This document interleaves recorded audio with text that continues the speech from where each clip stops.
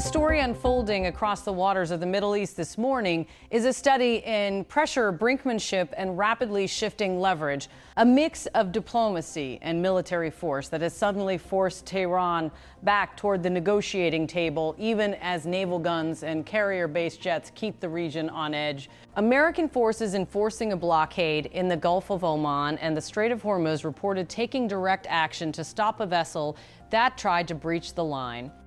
According to military accounts, an Iranian-flagged oil tanker was warned repeatedly, and when the warnings went unheeded, U.S. forces fired on the ship from a carrier-launched fighter, disabling it and preventing it from moving through the choke point. The engagement was described in immediacy and technical detail. Warnings issued the unit that responded, and the weapon used a 20-millimeter Gatling cannon mounted on an F/A-18 Super Hornet that launched from the deck of the USS Abraham Lincoln. The effect was clear. The THAAD Nucker was stopped. The attempted breach failed, and the blockade held. At the same time, Washington has put forward what officials describe as a detailed proposal to Iran aimed at ending the crisis and constraining Tehran's nuclear capabilities. Reporting on the plan describes a suite of stringent measures: the transfer of all existing enriched material out of Iran, a long-term prohibition on enrichment reported as a 15 to 20-year ban, an explicit declaration from Tehran that it does not seek nuclear weapons, the dismantling of key nuclear facilities,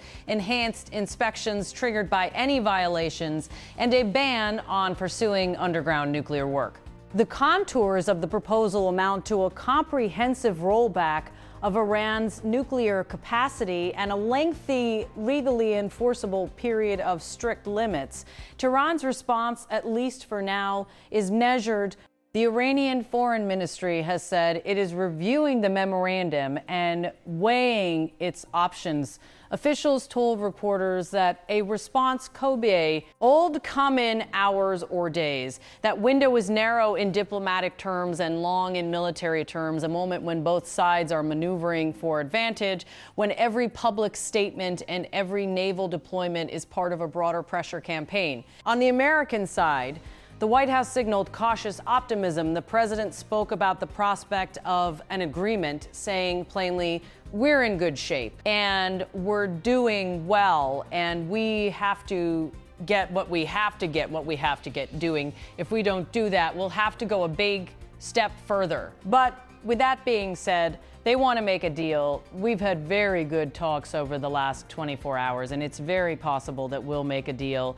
That language, a mixture of confidence, patience, and threat, is being used deliberately. It leaves open a path to diplomacy while keeping clear the implicit consequence of continued obstruction and renewed and possibly expanded use of force. That dual approach, pressure, then offer, appears to have been the operandi, one philosophy behind what some officials have described as a set of coordinated actions.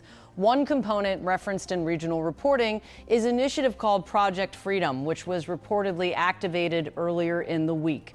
Regional officials say Project Freedom was designed to put additional pressure on Iran's economy and its ability to export oil, a key source of revenue and political stability for the regime. Project Freedom, when combined with a broader U.S.-led naval blockade, is being described by American and allied officials as part of a calibrated campaign to force Tehran into meaningful concessions without immediately resorting to full-scale military action. The timing of the diplomatic push is notable. It comes at a moment when Iran is facing intensified domestic unrest and economic strain. Earlier this year, tens of thousands of Iranians took to the streets in multiple cities to protest economic conditions and governance, and those demonstrations were met with faux race. The loss of oil revenues because of tighter maritime controls only exacerbates those domestic pressures.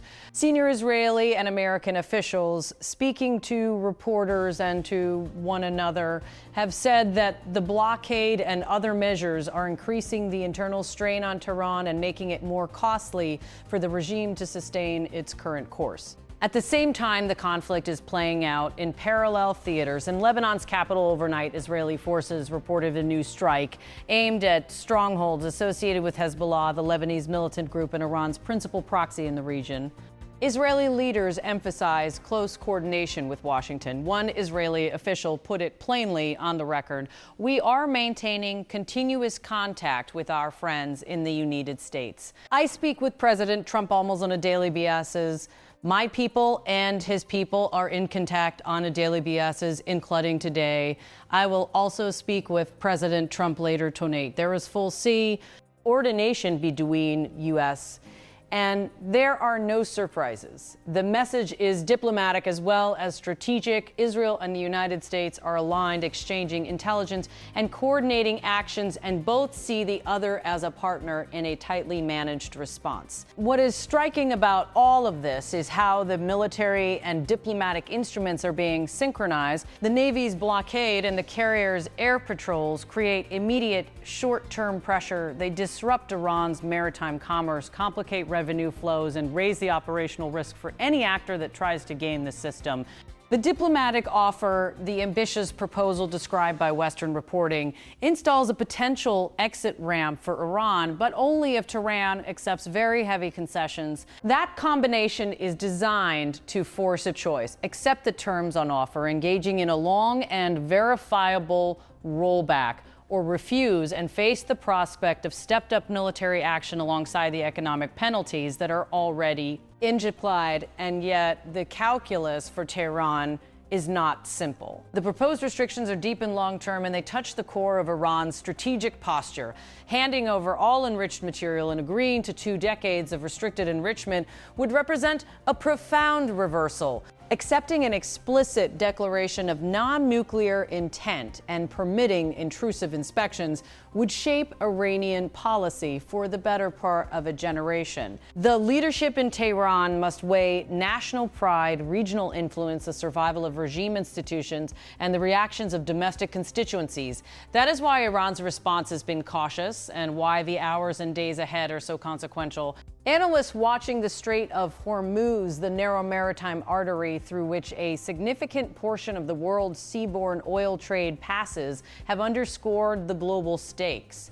The region is not just a local or regional theater. Disruptions here ripple into global markets. About a fifth of the world's seaborne oil, roughly 20%, moves through the strait. Many nations, especially in East Asia and Europe, are heavily dependent on secure passage through this choke point. Yet American officials point out that only a fraction of U.S. oil imports originates there. The blockade and enforcement activity are therefore framed in Washington as a multinational public good, not simply a bilateral confrontation. That framing matters because the United States is calling on other maritime powers to participate in securing the sea lanes. American officials have said they want allies and partners to contribute ships, aircraft, and logistical support to ensure the free flow of commerce.